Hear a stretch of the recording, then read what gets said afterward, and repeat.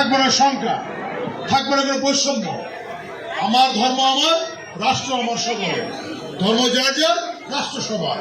এর আলোকে আমরা দেশ গড়ে তুলব। পাশাপাশি সংখ্যাগুরু সংখ্যালঘু শব্দ নেই।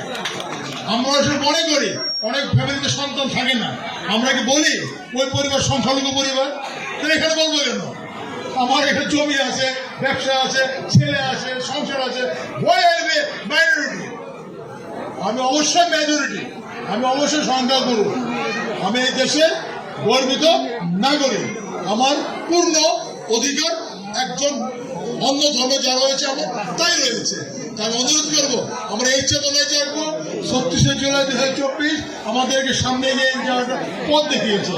আমাদের মহামুক্তিযুদ্ধ আমার ভিত্তি, 24 সালের প্রেরণা। আর এই শারদ দিবসের মধ্য দিয়ে আগামী দিনে সুন্দর সুখী সমৃদ্ধ গণতন্ত্র বাংলাদেশে উত্তরণের জন্য নির্বাচন হবে, সেদিকে আমরা এগিয়ে যাব। আমি অনেককে বলি যে সুযোগ এসছে দেশকে সুন্দর করার, দেশকে গড়ার।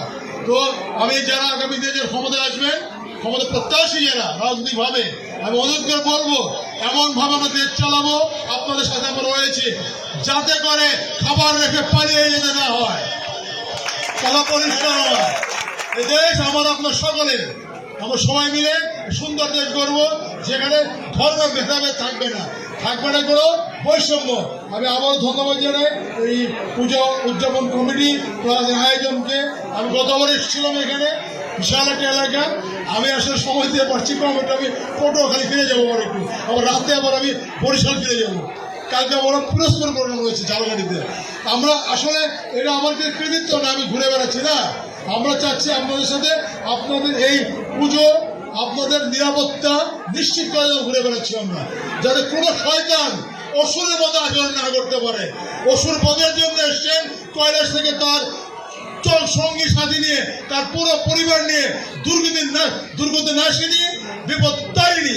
তেমনি আমরা সব বিপদ দূর করবো এই বাংলাদেশ থেকে। আমরা সব ঐক্যবদ্ধ থাকবো। আবার সকলকে শারদীয় শুভেচ্ছা জানিয়ে শেষ করছি।